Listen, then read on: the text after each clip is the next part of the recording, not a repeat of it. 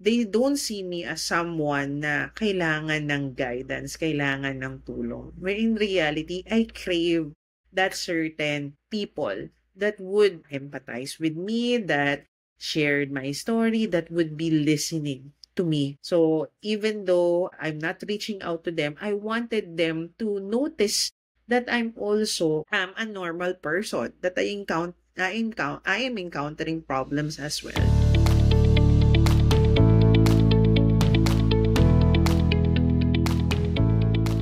Welcome to Awakening Truths podcast with Ana Santiago, wherein I share raw, sacred moments of how I shattered my old story and helped me rise up to the person who I truly am. Today, we are now on our sixth episode entitled, I Got Tired of Playing Strong All the Time. There was a time that I thought being strong meant being silent. I kept showing up, smiling, saying everything is fine, everything is okay, I got it all together, even when I was breaking inside. In this episode, I want to talk about the weight that we carry, that we needed to show that we all have it all together, even though everything else is falling apart. And this is a time for us to really address that it's okay to give yourself the permission to fall apart and still be whole. In this particular episode, this will be in bilingual. I will be speaking two languages, English and Tagalog, for me to be able to better share my insight and also the story for this episode. Everyone sees me as someone very independent, very strong. I grew up being able to survive on all things. I wasn't able to really speak my truth. Sanay ako na kayanin ang mga bagay mag-isa. I grew up na I don't have people that I can depend on for me to survive, or people that I can count on when I needed certain things or certain advice on certain situation. I sometimes seek guidance and advice from people, and the way that I'm giving them advice, I don't usually get the reciprocation from them actually. And they see me that I'm a bougie, I got it all together. The side of me that I usually post on social media, I go out, dine out with friends, I travel, I got the updated gadget, etc. So people see me as someone very stable, very secured, na parang walang problema, na lagi lang nakangiti with all of the selfies, the photos that I am sharing in social media. And with the people I know also, they don't see me as someone na kailangan ng guidance, kailangan ng tulong. Where in reality, I crave that certain people that would empathize with me, that shared my story, that would be listening to me. So even though I'm not reaching out to them, I wanted them to notice that I'm also a normal person, that I am encountering problems as well. So growing up in a family that are very work-oriented na pamilya. So for those who don't know about again of my history, I'm an adopted child, and I grew up in a family wherein maganda yung reputation. They are well-established individual. One is a lawyer who is now a priest. One is a doctor, a specialist. One is an engineer. One is a professor, and a very notable individual pertaining to her industry. And my other brothers is an entrepreneur, yung nagninegosyo on that particular reputation. So parang I needed to be strong. And dahil nga I'm an adopted child, the age difference between me and my siblings is somewhat very big, na that they seem to be like my parents. Na for ordinary people that like my age, they are considered as my parents. They will be considered as my aunts, not my siblings. So the siblings that I have, yung age difference is somewhat, they should supposed to be my parents, not my brothers and sisters. So it's hard for me to really have that close tie with them due to the age differences and the different perceptions on situation, kung ano yung outlook namin sa buhay. Kaya wala rin akong naging close sa mga kapatid ko. So, hindi naman sa ayaw ko sa kanila, kaya lang siyempre nga with the age difference, hindi gano'n we are not on the same page. Hindi ko sila gano'n ka level. So, may level, may difference. So, that is the reason why I try to seek those certain attention or that validation from people around me. Kung hindi ko man siya mahanap, it's either I will be the one to give it to them, thinking that the way that I will be giving that certain energy to people around me is also the way that they will be giving it to me. The care, the concern that I will be giving to me, na kahit hindi ako kumibo, they know that behind the smile that I am projecting on social media is I also have a problem. So, I was expecting it that way, na even though na walang nagtatanong, walang na, kahit hindi ko sabihin, that they would realize that I also need help. Siguro, the way that I projected it is somewhat na I didn't need help. Akala mong hindi ako nasasaktan, hindi ako nahihirapan, hindi ako nagsastruggle. Kasi I'm not the kind of person that is very open, very vulnerable. Siguro dahil nga growing up, I needed to be hostile, needed to play safe, and I'm very cautious of who I would be trusting. Kasi nga, I got betrayed growing up, ang dami kong na-experience in life. Kaya I was afraid that to be open to other people. Kasi not they would see me as somewhat na mahina na tao, na somewhat na it's my defense mechanism to put that facade that I'm strong, that I got it all together, that physically strong, I can lift one sack of rice. Yung kumbaga parang I needed to show up strong so that people would not push me around. Kasi nga, growing up in this household, neighborhood namin, I was bullied by my childhood neighbors. I was bullied. I don't know what, kaya nga I don't totally have that confidence with myself before. Kasi I thought the reason why they were bullying me, kakaisahan nila ako, na I'm not, kumbaga parang there's something wrong with me. Pala, there's nothing wrong with me eh. Hindi ko lang sila talaga ma-jibe or ma-vibe yung mga tao dito, mga kababata ko. Kasi I have a different mindset that time. Anyways, that is the reason why I had to put up that certain wall na I had to be strong so that people will not take advantage of me, that would not see me as somewhat as a weakness or a weakling. And also another thing with what I experienced before, other than the bullying, is I almost got sexually assaulted before. So that is my way of protecting myself, lalo na with guys. Siguro growing up, I have a fear of trusting guys. Ang daming kumbaga parang, kumbaga I'm very naive kasi before eh. So, the way that it happened, I didn't thought that it was something na ganun. So, kaya tuloy naging very hostile ako pertaining to people around me. I got trust issues. I'm not fully confident of trusting or opening up to people around. Kaya I'm very selective of who I let in. Kaya lang, not everyone knows of my story, knows of what had happened to me in the past. So it is hard to share to people that would be able to understand where I'm coming from, kung saan ako nanggagaling. Mahirap humanap ng mga tao na talagang maiintindihan ka na bakit kailangan kang maging ganon, why do you need it to be like that, at kung saan ako nanggagaling.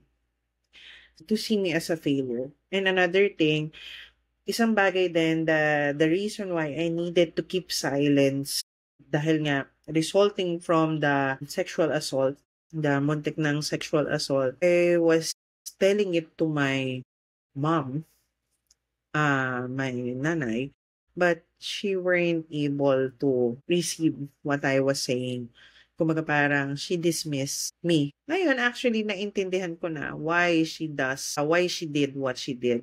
Kasi nga, she doesn't want to seem like a failure, that hindi yan na aruga or she weren't able to shower love to my sibling, first foster brother. So that is the reason why he did that thing. But actually, hindi na yun nangyari. Once lang yun nangyari. At ever since na nangyari yun, I started distancing myself. So parang I put a wall between me and my siblings and my family. So, yun din ang nangyari. Mas more on nagiging close ako sa mga friends ko. Mas sila yung tinuturing ko na fam. Kaya kung makikita nyo on my social media, mas marami ang pictures ng organizations, these friends, external families that I have rather than with my family. Because before, mas pinili ko na mas inner, kasi nga, growing up, kaya ako lang yung bata dito and majority of them are working individuals. Wala akong maging ka-close. Tapos nangyari pa yung ganong klase ng scenario that I almost got sexually assaulted by my foster brother and my mom didn't take yung sinasabi ko. Kumbaga parang she's in denial of the situation. I cannot blame her. Actually ngayon, I understood why she had to be in that certain situation of in denial. Kaya mas na umikot yung buhay ko in school, work, colleagues, mas naging close ako sa kanila. More deep connections with them rather than with my own family. Dito na lang siguro ako nag-distance doon sa external factors or external friends ko. Kasi nga paano, the years that I've spent, my energy, my time, the love, the care, the money that I spend with friends, kung ano man yung efforts na ginagawa ko was not well reciprocated. Pero there are some, hindi ko nilalahat. Not all of my friends are ungrateful, but most of them is kahit naman yung energy, yung effort, yung time that I am spending on them. Pero yung mga iba na I weren't able to receive the reciprocation of the effort, the time, the energy, the money that I've spent with, hindi ako mo compare or anything. Pero syempre, it has to be equal give and take. So, I already cut off with those certain friends. So, sorry if you will be listening to this podcast. Kung magiging teaser man ito, if you were former close to me and we are not talking anymore, sorry but not sorry. So, probably your purpose in my life had ended. Kumaga parang you had served your purpose. I've learned from our connection, from our relationship, and we had to both move on with our life. So, that's it. Siyempre, growing up, not everyone will be part of our journey talaga. So, there would be people that we will be living along the way of our journey. And there would be people that will be joining us to the next stage or the next chapter. So, to cut the long story short, so as I've mentioned, I have this certain image to uphold that I needed to be strong. I needed to put a facade that I don't have a problem, I'm not struggling. But in reality, I was suffering, struggling, stressing out when it comes to my financial situation. Hindi ang nito, it didn't happen once. Actually, this is the second time around. The first time that I had encountered financial struggle when it comes to my credit card debt, nung na-discover yun ng mga brothers ko, binayaran yun. And kumaga parang I already received scolding from them, cold shoulder from them that time. Kumbaga, I said I've learned. I said I will change. So, syempre, nung the past few, I did change my ways pertaining to my credit card. But then again, came certain situations na sabi ko, I'll swipe, then I'll pay. Tapos nangyari, natambak na siya. Hindi ko na siya regularly na kukontrol yung spending. At ang turning point nun was the pandemic. Kasi syempre, pandemic, everyone was forced to be in their household without an assurance kung kailan babalik sa trabaho. And I was quite worried kasi I do have a lot of debts to pay when it comes to my credit card. And I was worrying, papaano yun? How will I be able to pay them if my job status it will be unsure? Dahil nga due to the pandemic that we had encountered. So that was the time that I broke down. I cracked open. So actually, I didn't mention it with my siblings. Hindi pa nila alam. And starting the year, fast forward, I did try to manage my expenses. Kaya lang, nag-blow up na naman siya. Lalo na going into this year, 2025. So, the turning point niyan, I'm already receiving follow-ups from the bank regarding payment. I wasn't able to pay months of due date. So, kumaga parang I kept silence even though na kumaga parang nagsisingaw na you had to tell them, you had to tell someone that you needed help. I've been seeing a lot of signs, I have been seeing a lot of symbols or synchronicities beforehand, kumbaga parang sharing help or seeking guidance. Pero I thought na yung seeking of help na yon is kaya kong gawin ako lang. Settle yung financial situation ko ng ako lang. Because I don't want them to get angry with me na kumbaga, I told you sana. So for the knowledge of everyone again, I left my full-time job 3 years ago to do what I'm currently doing now. So kumbaga parang siguro yun yung fear ko na dahil I'm not stable, hindi pa ako naging mindful when it comes to my spending na makagalitan ako. Takot ako na actually it's more in the expectation that I have with myself na hindi ko nakita. Kumbaga parang I'm more on focus on the negativity rather than the positivity. Then, yun nga, sinasabi ko nga sa kanila na, no, I got it all together, I got it covered, bayaran ko naman, ganun ganyan, nagagalit pa ako.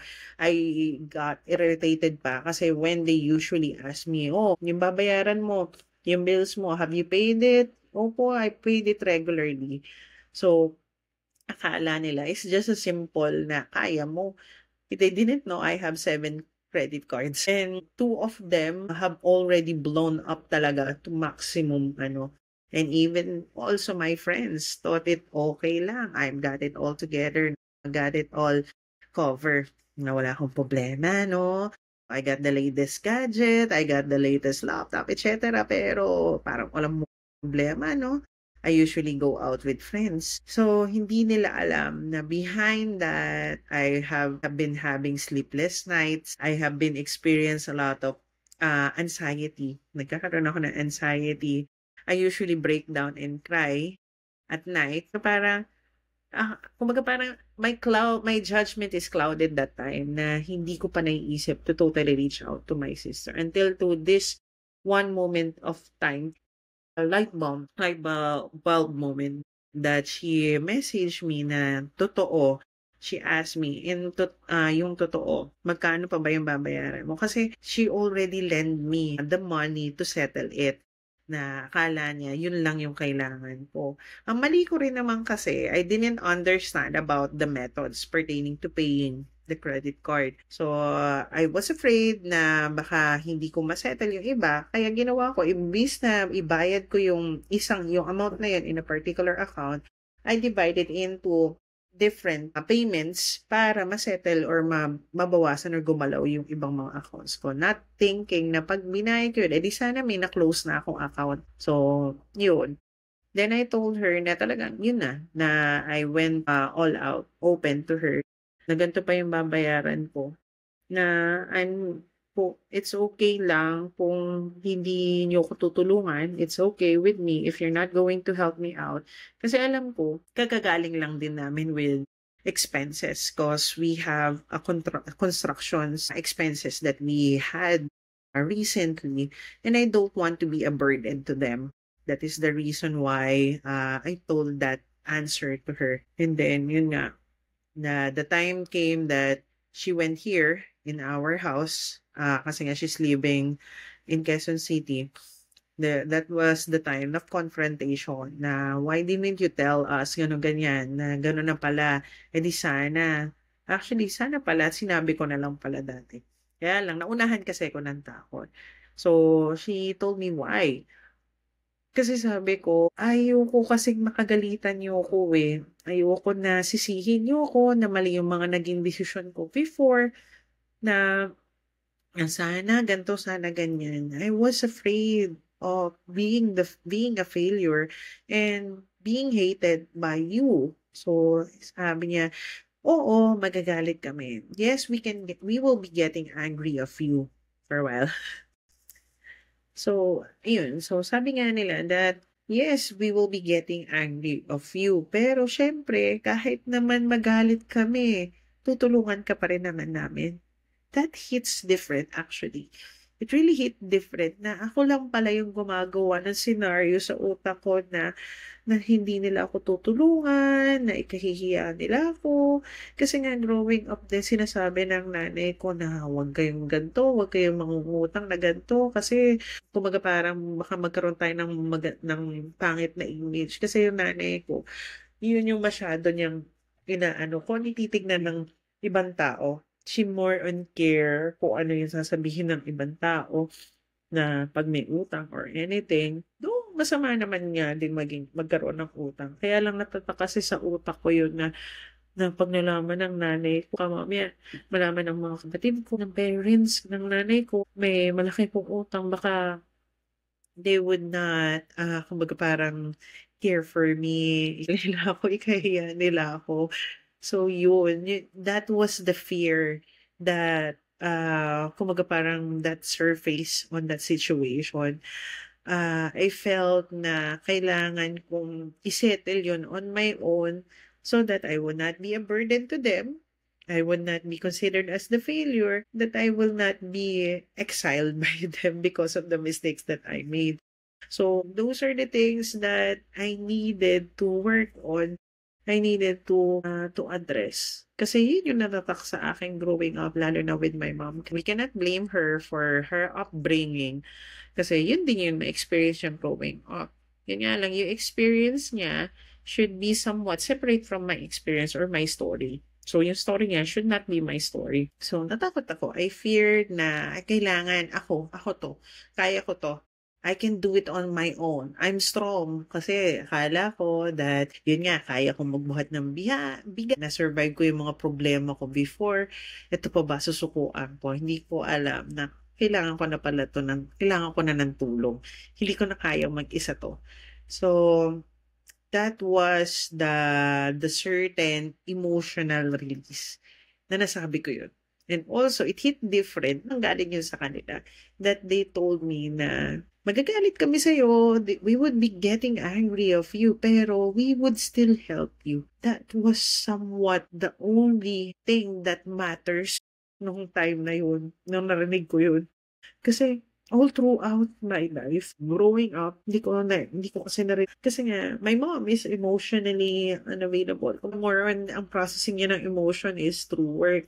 Hindi siya nagpa-process ng emotion na very nurturing. Basta, lahat kami, hindi lang ako. Ganun yung dynamic namin. Iba yung love language namin. Hindi sila very showy, hindi sila very, but, ano kanila, through work, food, etc. Pero hindi sila very vocal. So, kaya hearing that from my sister, it's somewhat very healing. It's different. Kumbaga parang for the longest time, na wala nagsasabi sa akin na I care. Kasi ganun ako, I care for people, I care for you, nandito lang ako, okay, kailangan mo. Pero hearing that from them, meron pala nagkikare sa akin, kala ko wala. Kasi nga, they see me as very strong, very independent. I also needed help in certain situations in my life. This is a certain reminder for each and every one of us na it's time for you to soften when it comes to yourself. Don't put the pressure on yourself. Kasi sometimes yung pressure that we thought was the thing that we are experiencing on our external are from people around us, but no, it's more on us. The pressure that we had on us na okay na maging strong tayo, but we also needed to have that soft spot na kailangan natin din maging vulnerable pag kailangan natin ng tulong. We don't have it all together. It's not all the time that we have it all together. Hindi sa lahat ng oras kaya natin yung mga sitwasyon, yung mga bagay-bagay, the battle, ika nga nila. So sometimes in a battle, we need our comrades, we need people around us. It's not all the time na kaya natin mag-isa, bagay-bagay. We needed to also seek help, guidance from people around us. And again, this is not the time for you to just be silent and smile. Pero kung nasasaktan ka na, nahihirapan ka, you need to seek guidance. You need to voice it out. You needed to communicate. So this is the time for you to speak your truth. Not all the time you have it all together. Kailangan mo rin ng tao that will be helping you out in this journey. Whew. Okay, so this is what I got for each and every one of you for today, the day, the time, the month that you will be listening to this episode. So if you are quite lost or you feel like you're on autopilot, wanting people to help you out in this journey, I created the program, The Antidote, Live Your Truth, just for you. So if you're interested to join the program, kindly answer the intake form first, which is when you type it in Google Chrome or Safari, bit.ly/The Antidote Journey. Kindly answer that, and afterwards you schedule your free discovery call so that we can discuss the appropriate situation or if I'm the appropriate coach for your certain journey. And if you're interested to book a reading with me, kindly book your session with me with bit.ly/meeting with Ana Santiago, video recorded or video call via Zoom. So this is what I got for each and every one of you. Thank you so much for holding space for me in this certain episode. I really appreciate you, the person behind the camera, the one watching this, the one listening to this. Thank you for lending an ear to my story. I really appreciate you and I love you guys. Thank you so much for being with me. Again, this is Ana Santiago, your purpose and mindset coach, intuitive mentor, and the host of Awakening Truths podcast. Thank you and see you on the next.